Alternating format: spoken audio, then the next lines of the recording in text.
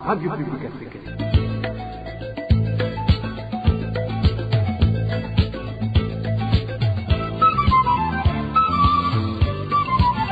Radio Publique Africaine.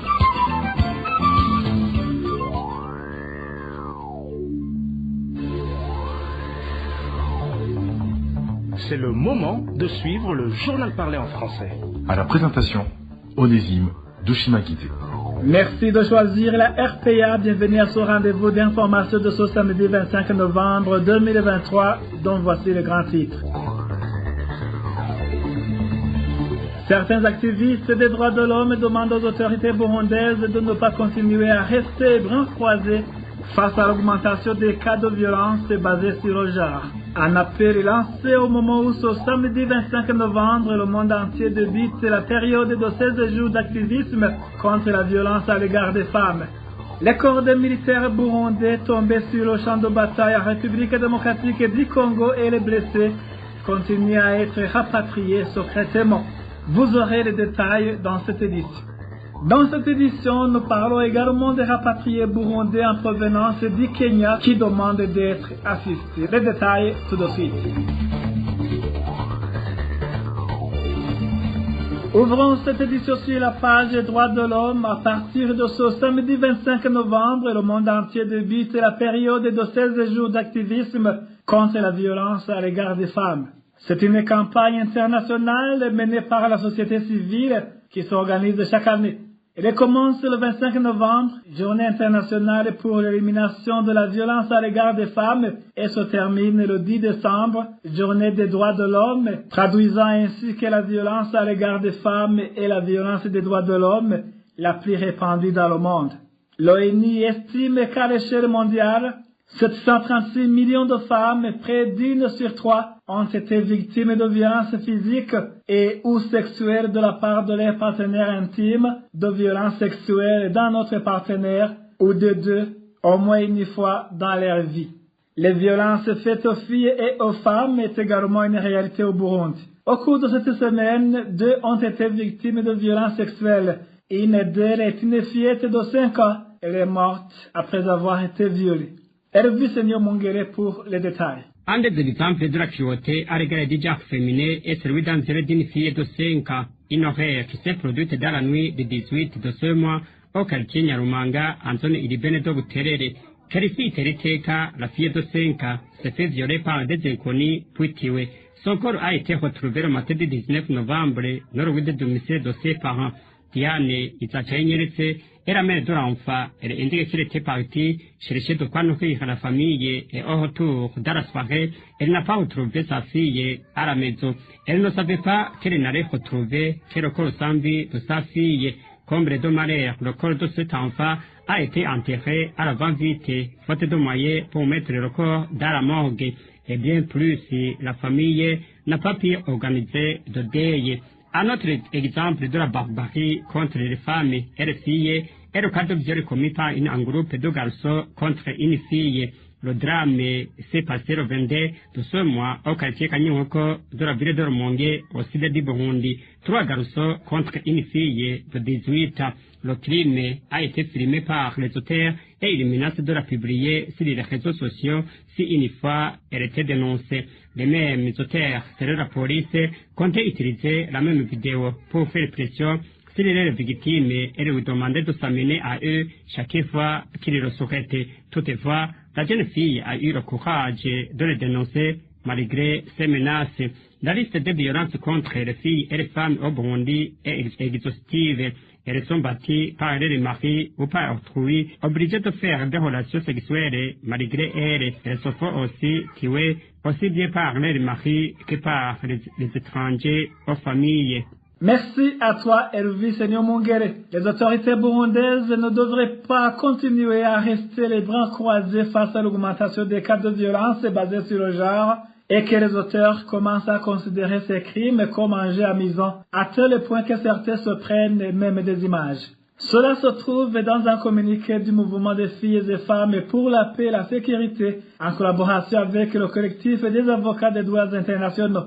Maître Jeanne d'Arc Zaniana, présidente du mouvement des filles et femmes pour la paix et la sécurité au Burundi, demande l'application des lois contre ces crimes au pays. Ce temps vient au moment où on remarque beaucoup de violations des droits des femmes, beaucoup de viols à l'égard des femmes. À titre d'exemple, c'est l'assassinat d'une jeune fille de 5 ans qui s'est passé dernièrement, ainsi qu'une vidéo qui a beaucoup circulé qui montra une fille qui était en train d'être violée. Et cette dernière vient montrer que le viol est minimisé au Burundi. Aujourd'hui, les hommes se permettent de prendre une vidéo comme si c'était vraiment une fierté de violer une fille, de violer une femme. C'est la raison d'ailleurs pour laquelle on a sorti cette déclaration, d'abord pour interpeller le gouvernement du Burundi, en rappelant que le Burundi est muni de tous les documents juridiques qui permettent de lutter vraiment considérablement contre ces violences, qu'il suffirait juste d'une volonté politique pour que ces textes soient mis en action, que ces auteurs de ces viols soient réellement réprimés de façon que ça serve de leçon aux autres qui pourraient être appelés à commettre ce genre de crime. La présidente du mouvement des filles et des femmes pour la paix et la sécurité au Burundi rappelle aux citoyens burundais que la lutte contre les violences basées sur le genre concerne tout un chacun. Écoutons encore une fois Maître Jeanne d'Arc Zaniana. Autre chose, c'est que dans cette déclaration, on interpelle les Burundais à prendre en considération leur rôle en tant que Burundais dans la lutte de ces violences. Et ça commence dans nos ménages, ça commence dans la façon dont on éduque des enfants, ça commence dans l'implication de chaque Burundais à lutter réellement contre ces violences basées sur le genre. Je ne terminerai pas sans remercier la première dame du Burundi qui est sortie de son silence par rapport à ces viols qui se passent ici et là. Et on interpelle pour que cela ne suffise pas uniquement dans les paroles, mais qu'il y ait des actions en l'encontre de tous ces auteurs de ces viols, afin que ça serve de leçon au Burundi, à toutes les personnes qui auront des tentations à violer des femmes et des filles. Il est temps que les Burundais, il est temps que le gouvernement du Burundi prenne vraiment en considération ce problème et qu'on prenne des mesures pour réprimer, des mesures pour lutter contre toute violence, tout viol qui se passe au Burundi. Même le parti Sahwanyafrodebo n'est pas resté indifférent face à la dégradation des droits des femmes et des filles au Burundi. Phineas Nigawa, vice-président de son parti, indique que les rapports officiels attestent bien la flambée des actes de violence faites aux filles et aux femmes. Suivez plutôt Phineas Nigawa, il est vice-président du parti Sahwanyafrodebo. Le parti Sahwanyafrodebo se rejoint au monde entier pour célébrer cette journée. Cette journée arrive au moment où ici dans notre pays, le Burundi, existe encore des violences faites aux femmes. Cela se traduit dans certains comportements ou bien dans certaines illustrations.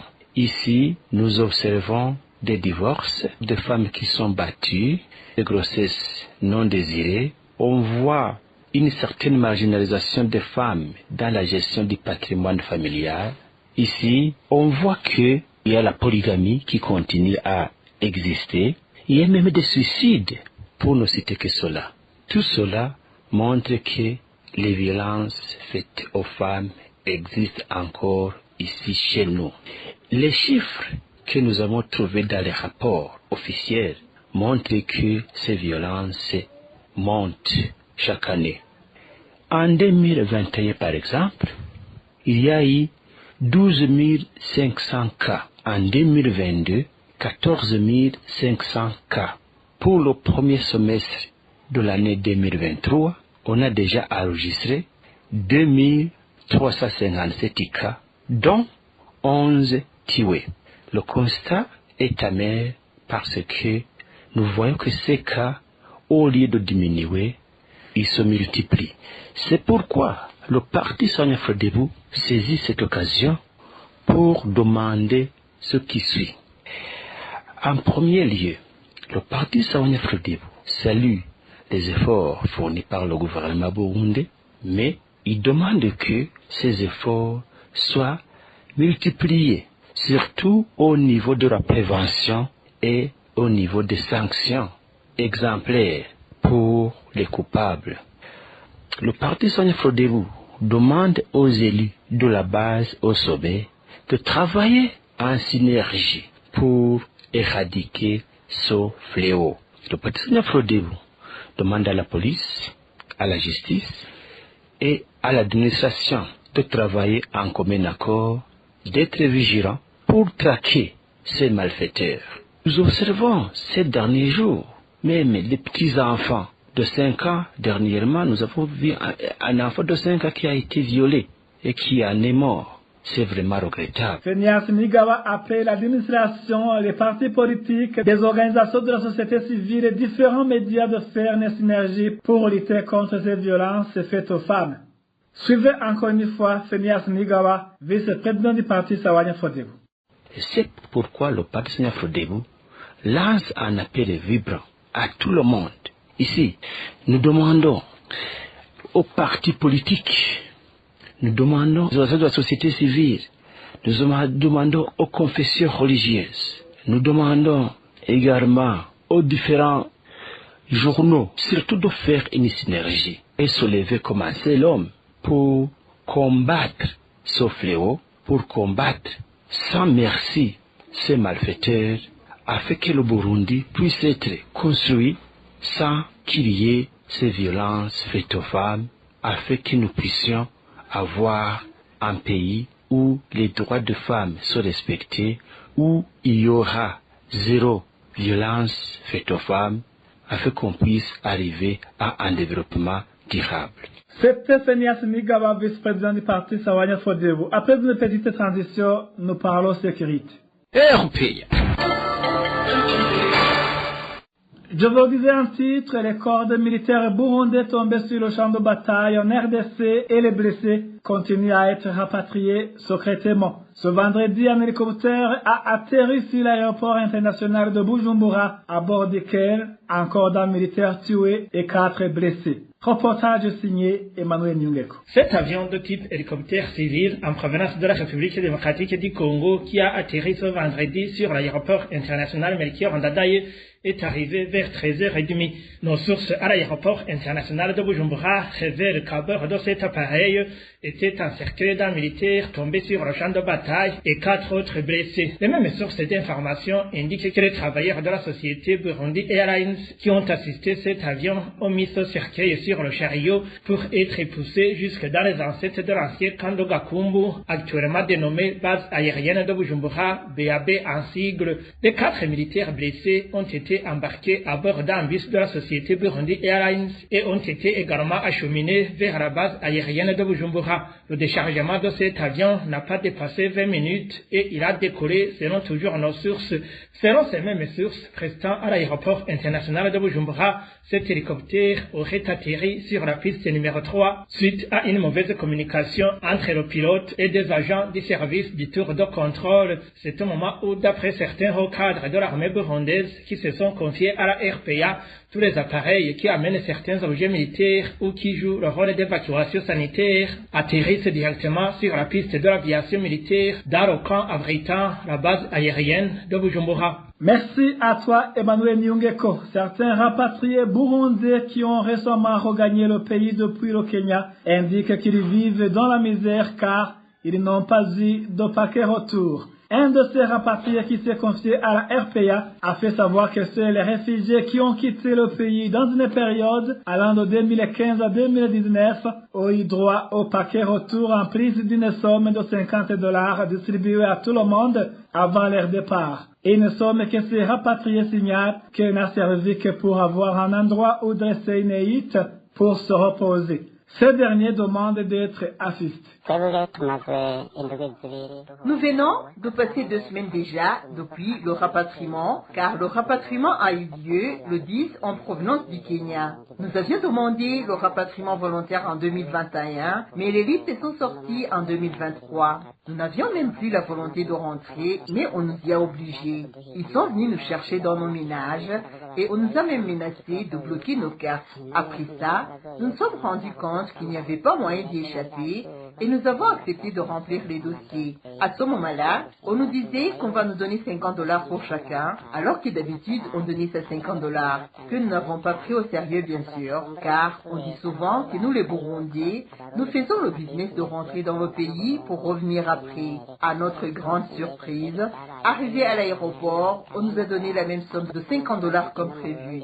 Nous avons continué à espérer qu'une fois au Burundi, on va nous donner quelque chose. Arrivé à Bujumbura, nous étions prêts de recevoir un paquet retour et d'ailleurs, ces paquets étaient à découvert. Mais seules les personnes qui ont quitté le pays de 2015 à 2019 ont pu avoir le paquet retour. Pour nous autres, on nous a aidés à arriver dans nos provinces respectives. Nous avons utilisé les $50 pour avoir l'endroit où vivre et nous sommes restés avec rien.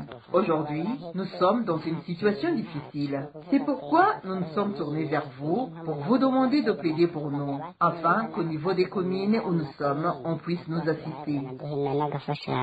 La rue passant à côté de l'entreprise de Savonor, au quartier industriel en mairie de Bujumbura se dégrade de plus en plus, surtout en cette période de pluie. Les usagers de cette route ont du mal de faire passer leurs véhicules. Et pour arriver au lieu de travail relève d'un parcours du combattant pour certains. Le point avec Eric Nyonzima. Le long de cette route du quartier industriel, on y trouve des flaques d'eau serrées les uns des autres. Les habitants de ce quartier empruntent à cette route ou alors sont dans les bureaux de travail hostile sur cette dernière indique qu'actuellement, il est tellement difficile d'arriver à leur lieu de travail à pied, à moto, en voiture, encore moins sur vélo. Ici dans le quartier industriel, surtout à côté de l'usine Savonor, toute la rue est pleine d'eau et de nids de poules. Par exemple, pour moi, j'ai du mal à me présenter au lieu de travail. Ceci du fait que je ne peux même pas trouver ne serait-ce qu'une petite partie ici praticable pour faire passer mon véhicule. Donc, toute tronçon de Savonor est difficilement abordable. C'est carrément impossible à cause de l'eau. Même les piétons ne peuvent pas y passer. Donc, vous comprenez que si rien n'est fait, les activités sont perturbées. Pour les habitants de ce quartier et les usagers de cette route, il est difficile de distinguer cette route à une rivière. C'est vraiment peur de se déplacer dans cette rue. Parfois, c'est même impossible. Mais la partie la plus dangereuse est celle du tronçon de Sifar dans le quartier industriel et celui du côté de Gatumba, tout près de la station d'Erita. Pour le moment, tellement difficile de savoir si c'est encore une rue ou c'est une rivière. Parfois, il est même impossible d'emprunter cette rue. Nos sources parmi les usagers de cette route dans le quartier industriel Growing en disant qu'actuellement les activités sont perturbées à cause de la situation de cette route. Pire encore, même les autorités empruntent souvent cette route, mais elles ne font rien pour la reconstruire. La RPA n'a pas encore pu joindre l'agence nationale chargée de la construction de routes à ce propos. Merci à toi Eric Nyonzima. Après une petite transition, sera le moment du mini-magazine au cœur de la société. RPA. Le mini-magazine au cœur de la société d'aujourd'hui revient sur la décision du ministère de l'Éducation nationale et de la recherche scientifique de revoir à la baisse les notes maxima exigées aux lauréats de l'examen d'État pour entrer aux universités publiques. Au cœur de la société vous est présenté par Zawadi Grasse. Au cœur de la société. Au cœur de la société est une émission de tous les samedis, préparée en synergie par les radios Inzamba Agatekakawe, Radio RPA Ijuya Nyagihugu, ainsi que la radio-télévision Renaissance. Un effectif de 10 000 lauréats des examens d'État édition 2022-2023 était attendu pour cette année académique 2023-2024 à l'Université du Burundi et à l'École normale supérieure. Cette année, ces institutions d'enseignement supérieur public avaient combiné deux promotions. Cet effectif attendu n'a pas pu être atteint. Qu'a prévu le ministère de l'Enseignement supérieur et de la Recherche scientifique pour faire face à ce défi? Pourquoi l'Université du Burundi n'est plus attirante qu'il y a 10 ans? Voilà sur quoi va porter ce magazine au cœur de la société de ce 25 novembre 2023. À la présentation, Zawadi Grace, bienvenue.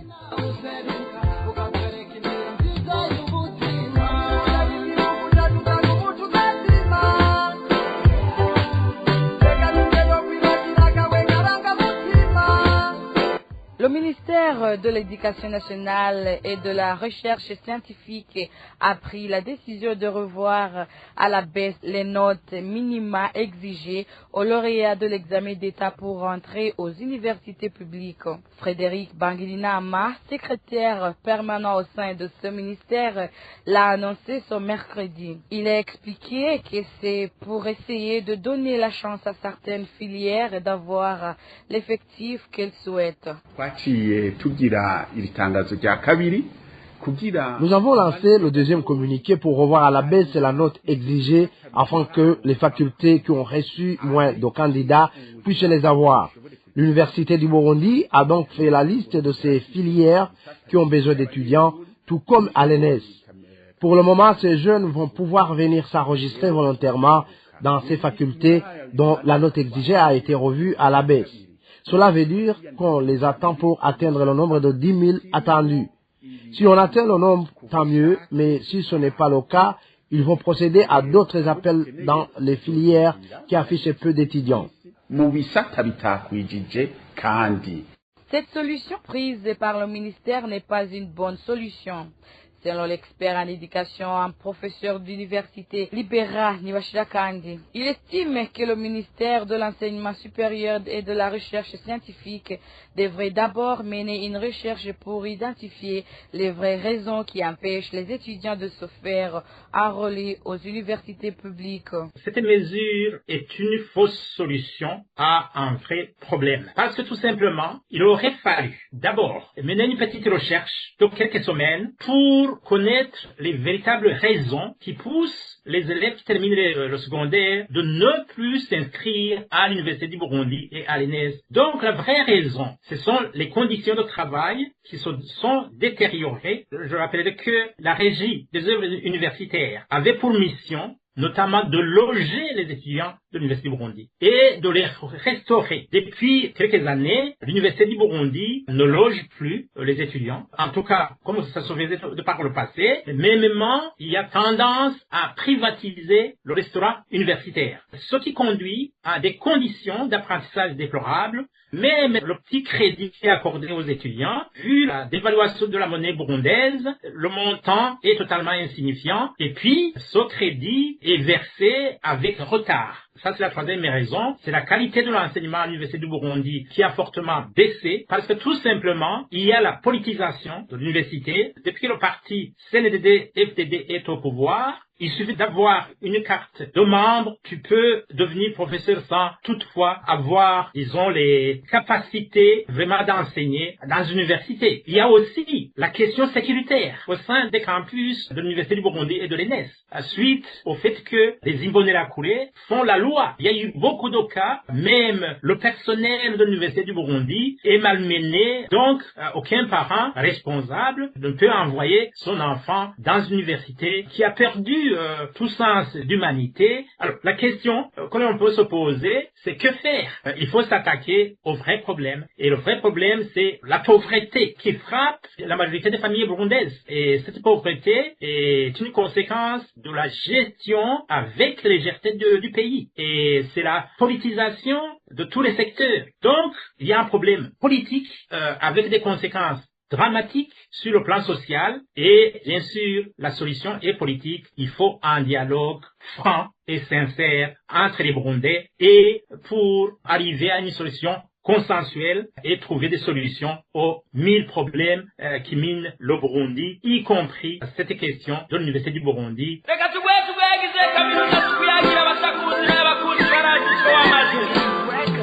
Malgré tout, les universités publiques, c'est-à-dire l'Université du Burundi et l'École normale supérieure, restent là où les jeunes issus des familles modestes poursuivent leur formation universitaire à défaut de payer les frais colossaux exigés dans les universités privées. Voilà, c'est par ici que prend fait le magazine Au cœur de la société d'aujourd'hui. Zawadi Grace était à la présentation. Au revoir. C'était l'émission Au cœur de la société. Merci à toi aussi, Zawadi Grace. Merci, mesdames et messieurs, d'avoir prêté oreille attentive. Ainsi s'achève cette édition. À la présentation, vous étiez avec Oledime de Chimagit. Bon week-end à tous.